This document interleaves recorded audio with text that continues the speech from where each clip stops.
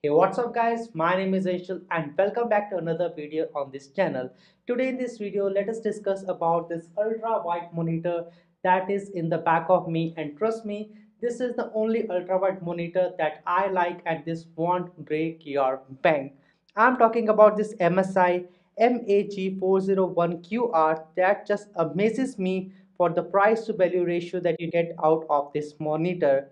For the starters, this has got a massive 40 inches screen that is more than what we have with the regular monitors.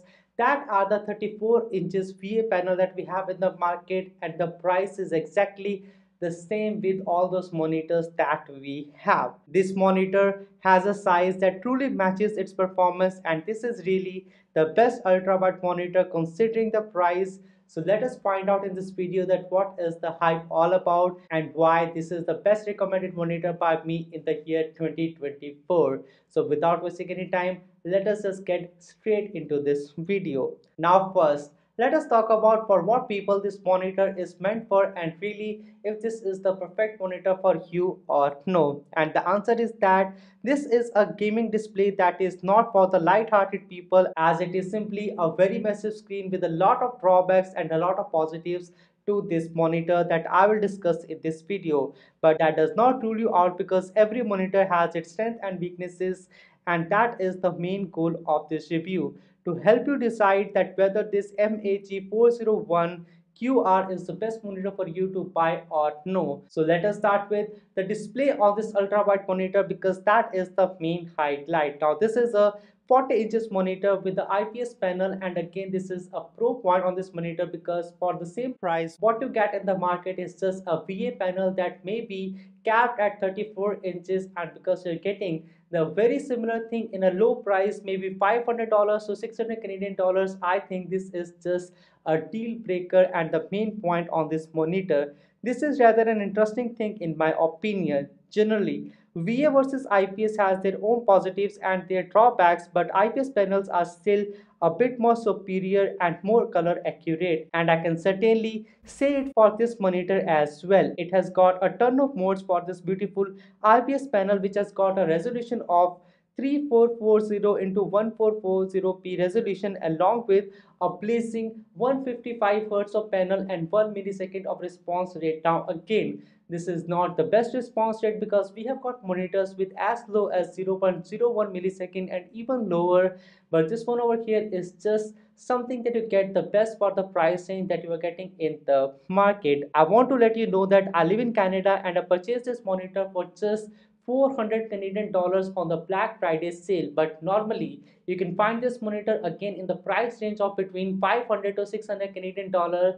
That is again a deal breaker. Now one thing that I noticed while purchasing this monitor is that this monitor did not have a lot of reviews online, and that is why I just wanted to test this one for you and give you a real review, a real opinion, that is this monitor worth the value or no. But I would say it is significantly a great experience in my opinion, and that is why I decided that yes, this is the video to be made and uploaded on my YouTube channel. Now as to the panel itself, again it is the IPS panel, and certainly it is a bright one in comparison to all the other panels that we have in the market. It has also got a VESA 400 certification, but the brightness of this panel is anywhere between 350 to 400 nits, which is plenty enough. But the real downside of this monitor is that this MAG401QR monitor disappoints when the HDR is enabled. But what is a standard drawback which you can see is that with any monitor under this price. However,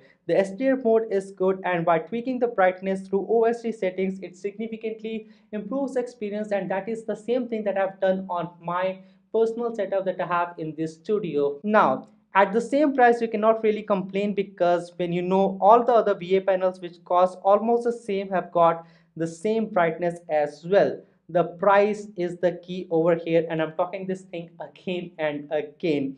I know that this monitor seems like a bargain, however, harnessing its full potential may require a powerful GPU like an RTX 4060 or an RTX 3080, or even a RX 6800 XT, that will really justify that what this gaming monitor is able to do on its full potential. Remember, A larger display means that you're pushing more pixels per inches, which in turn require a more powerful GPU, as I just mentioned. Just think about it. Your older GPU would just not be able to push enough pixels, and that would not make this monitor a worthy one if you're just looking for using this monitor as a gaming one. But if you're looking to use this monitor as more like a productivity monitor, if you have an older GPU, I would say that it would make more sense on this monitor. Also, do not forget that this monitor over here is capable of playing the PS5 level of games, because that is something, a feature that is inbuilt into this monitor. Now again, there are a few other things that you need to note over here. First, the surface treatment of this MAG401QR is anti-glare, which is great. It comes handy for the users trying to game in the night in the naturally lit rooms. Also, the second thing is that you cannot use this monitor on 155 Hz if you're using an HDMI cable. The only way to utilize is by using a DisplayPort 1.4, just that you are aware about the very same thing. Now moving on to the next thing, let us talk about the design and adjustability of this monitor, because that is one of the main points that you need to know about this monitor. Again, for some reason, I do not like the design on this monitor. I think Huawei makes the best looking ultrawide monitors in the market in the same price range, and LG is definitely a runner up, except for all the LG monitors just look the same. To pick any monitor on the LG branch, even if it is a $300 monitor or a $500 monitor or a $1,000 monitor, I think all of those monitors just look practically the very same, and that makes the entire thing just very really boring. Now I'm comparing this monitor with the LG's ultrawide monitor that I have in my studio, and I would just say that the LG monitor looks way more better in comparison to this MSI monitor that we have in this studio. The back on this monitor looks bulky, and the entire design is just not very functional.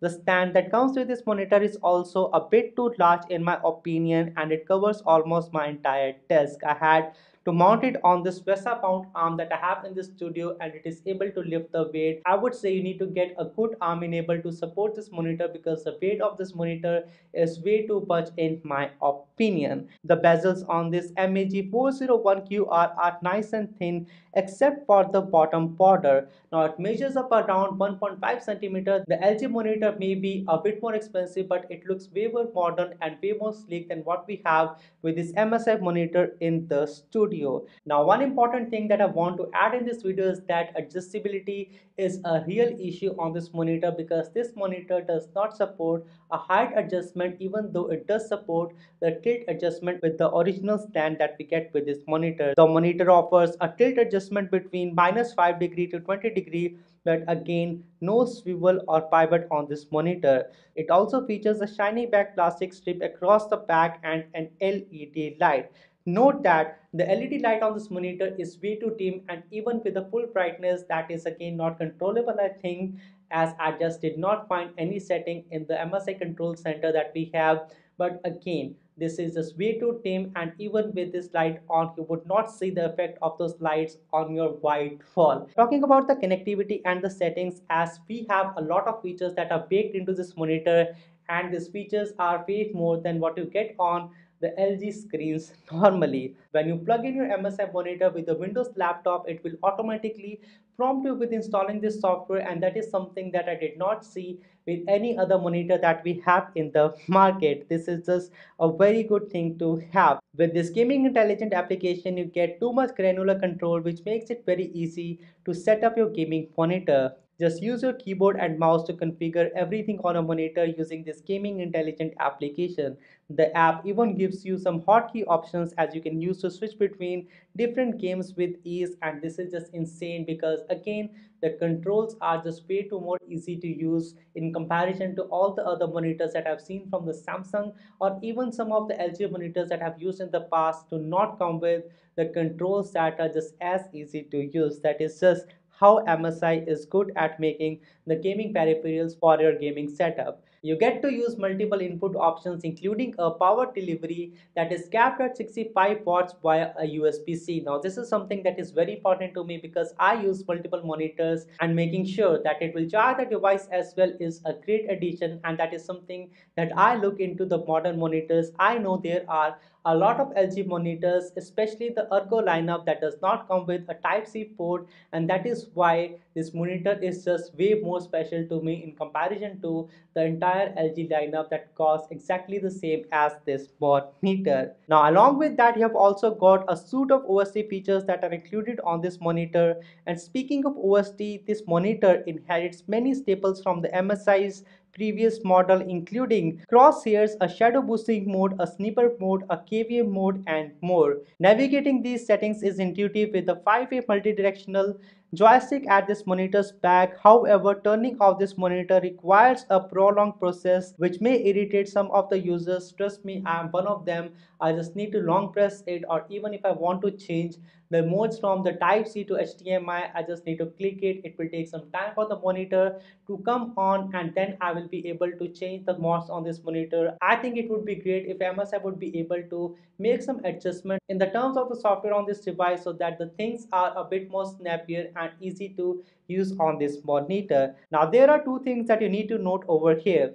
The KVM switch is a key as I speak, and I do not know any other monitor in the same price range that comes with a KVM switch, and again at this price this is just unbeatable. Now a lot of people would argue that this is not the best implementation because KVM is not a cheap device to make and develop, and that is completely true. But if you're getting the same thing with a 40-inch monitor that just costs around $400 to $500 or maximum 600 Canadian dollars, I think KVM just makes a lot of sense. As you see on my back, I'm using a KVM switch feature on this monitor as well, and I switch between my Windows desktop and my MacBook, and it just makes a lot of sense to me because I can use the same keyboard and the same mouse, and all I need to do is that I need to put the KVM on the auto mode, and I can just manually switch between the HDMI mode or the Type-C mode in order to be able to use this KVM mode on this monitor. The other thing that I noticed on this monitor is that the standby mode is not enabled by default, and you need to go to the power settings on this monitor to be able to use the standby mode. Else, you would need to open your laptop every time to be able to show the display. That is, in my opinion, the laziest way, and I know a lot of people would not just like this. Now, talking about the gaming and the performance on this monitor, because I think a lot of people would click this video just to know the very same on this monitor, and I would say that this monitor has excelled in the games that are supported in 21:9 aspect ratio, offering an immersive experience. This means that the games like God of War and even Doom would play just really well on this monitor. However, faster paced titles unveil some kind of tearing and choppy frames impacting the overall performance. An example of such game is Apex Legends that runs on 16:9 aspect ratio natively, but it needs to be adjusted, and that is why it just does not look really good on this monitor. The frame looks way too much chopper in my opinion, and that is something that I would not expect. Anyhow, the monitor comes with various modes that are tailored specific for some of the gaming genres like the strategy or the RPG enthusiasts that might just appreciate this monitor. Now, even with the limitations of 21:9 aspect ratio, I would say this monitor has delivered a great gaming performance with a very few problems. This monitor has got vivid colors that are visible for different perspectives because it is again an IPS panel. There was a very little screen tearing and occasional stuttering. Some ghosting or inverse ghosting was also observed on this monitor. Also, before I forget to mention, this monitor supports PS5 natively, which is again something that we do not get with a lot of monitors, especially the ultrawide monitors at this very price point. I think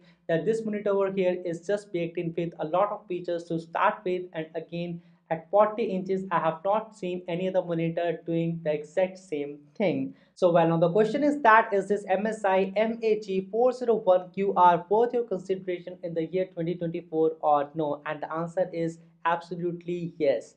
It is bonkers to see that MSI has included so many features on this monitor that generally comes at a price point that is above $1,000. Normally, what you get in the price range that is $500 to $600 is just the VA panels that are capped at 34 inches. Do not forget, this MSI monitor comes at a 40 inches, that is again a bonkers one to start with at 500 to 600 Canadian dollars, and it is not just a very good gaming monitor, but it is a good monitor for productivity use as well. I use this monitor almost every day for editing my YouTube videos. It is not the most color accurate monitor, but what you get in this price range is something that I wanted to mention in this video.